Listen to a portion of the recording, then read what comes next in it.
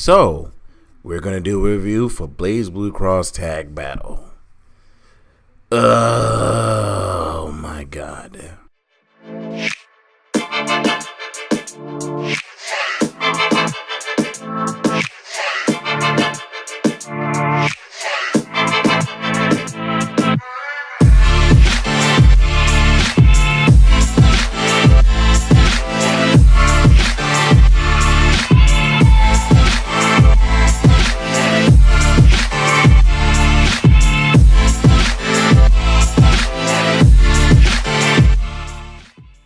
So Blazblue Cross Tag Battle is the epic fighting game with all four of the fighting games that I love to death. Under Night and Birth, Blazblue, Persona 4, Ultimax, and wait a second, just three. One I don't like because Ruby sucks. Fight me. I will always say this. Ruby sucks. The show sucks. That show was god awful, and it always will be god awful. And then there's too many weird people in that fan base, a bunch of shippers, a bunch of weird people, and I don't like it. It's freaky, but let's see how this game is.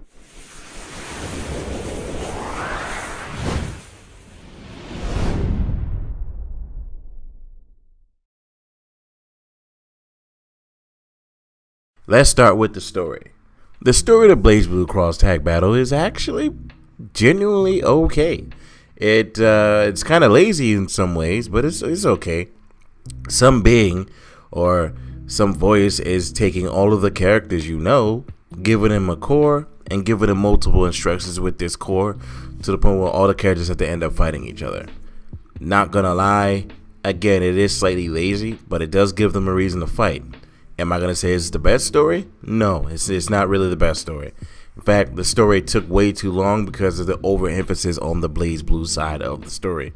Because this game is called Blazblue Cross Tag Battle, the Blazblue story mode is the one that has to get beat multiple times to get all of the choices in the game to actually beat the game to the complete fullest that you can beat it in. Because if you don't, you're going to be probably pissed off as you played all the stories and you can't get the true ending. Now, the true ending is you using all four of the two of the four characters that are the main characters to fight a final boss. And I'm not gonna lie, the story mode gets kind of convoluted, gets kind of stupid at certain points, and it's kind of pointless in others. But who's to say? But at the same time, I would give the story a D, because once you realize what's going on and what happened, you're kind of gonna let's just say a D, and let's move on.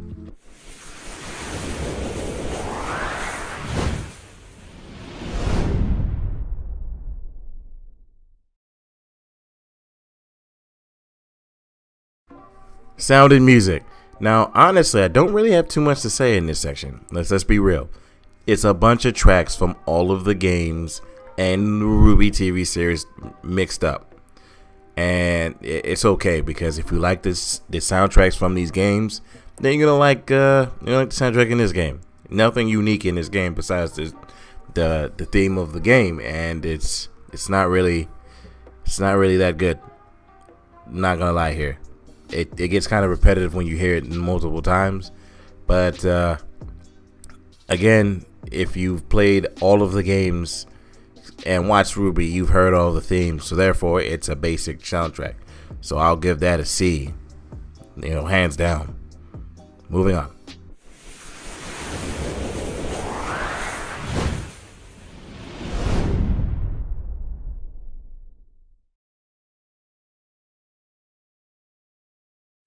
Graphics.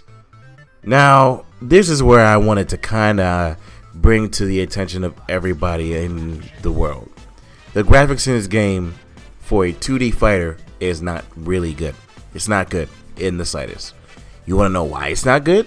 Well, let's talk a little bit what they did, okay?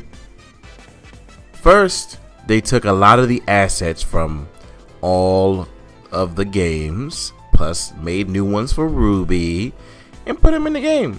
So that's why the Under Night and Birth characters look really fucking detailed. They're the most detailed characters in the game, while the Persona characters are slightly, less detailed, but they look like they belong in a Persona game.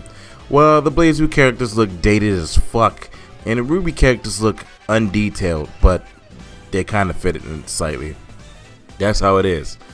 All 4 of the characters, or 3 of the sets of characters, are just assets lifted from their respective games and placed in this game. Now, if I would have had chosen a style for all of the characters in the game, I would have chose Under Night and Birth, considering that is the most detailed and beautiful out of all of them.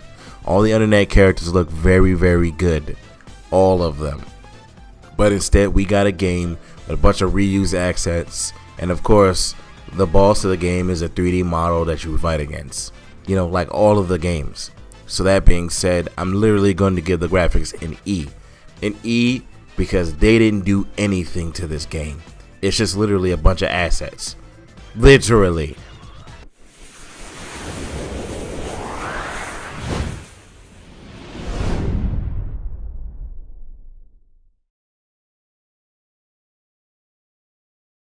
Let's go on to the fucking thing that I hate the most about this game. The gameplay. Now, the gameplay in this game, I'm going to start off with the positives. The gameplay can be fun. It can have moments of fun when you genuinely link a combo with 2 members on a team. It can actually be really, really satisfying. And it could bring about a crunch when you're fighting the game, and you pull off a very vicious combo. But then again, it lies to my problem. The game is the baby's first fighting game I've ever played in my life. Every part of this game screams, we wanted to assist you with everything. Every attack in this game can be done with one button or the other button. There is no skill required to do half the combos in the game. You could just hit a button and the game will do it for you.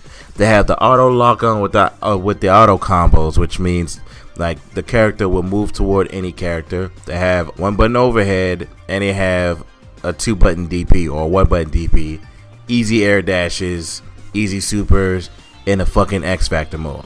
Damn near.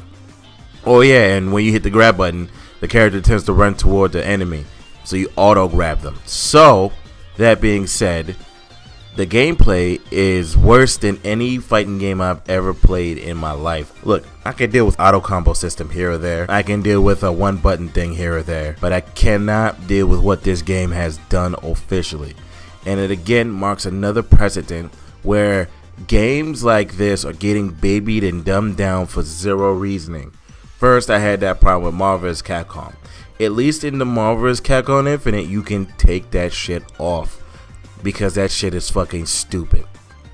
Hell, at least in half these games like Dragon Ball, it requires more skill than it is the auto combo to play that game. This game, oh nah, you have to do it. You can't turn it off, you can't change it or nothing. Therefore, ruining some of the characters in the game. Ragnar the Bloodish to me is not that good in the game because 1, I like Ragnar's drives because they steal blood, but in order for me to do the fucking drives, I have to do an auto combo. I can't do it normally. I can't even force his DP. I have to hit the buttons to do it. And I can't do the one that will bounce off the wall. I have to do the one that knocks you to the floor. Seriously, guys? Really? And because of your done 1 button thing, Hakumen is completely broken. And so is fucking Carmine. So now I have to fight a bunch of Carmines and Hakumens because they're easily able to do half the stuff they were able to do in their game, but even more accessible. So half the time, I can't even tell when people are actually good and beating the shit out of me versus people who are just mashing buttons. Because these guys decided that this needed to be a thing. Of course it did. An asset flip game with the most worst paid DLC practices I've ever seen in my goddamn life. The gameplay gets an E as well. Results.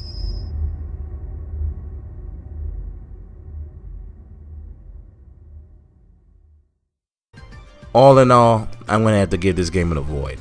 Look, if you're a fighting game fan, or an Under Night and Birth fan, a Blazblue fan, a Persona 4 Ultimates fan, and a Ruby fan. Granted, I don't know why you would be a Ruby fan. Just avoid this goddamn game and go get Blazblue, Under Night and Birth, or a Persona game, or the fighting game of Persona, and call it the fuck a day. you will infinitely have better times playing those games than playing this game. Like hell, I'll give you an example of what's bullshit in this game. Because this game is on easy mode at all times, Taker doesn't have to magnetize you to pull you in. He can just pull you in now. He doesn't have to magnetize you at all.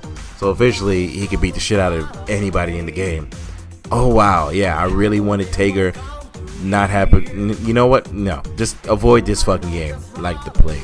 This game sucks, for real.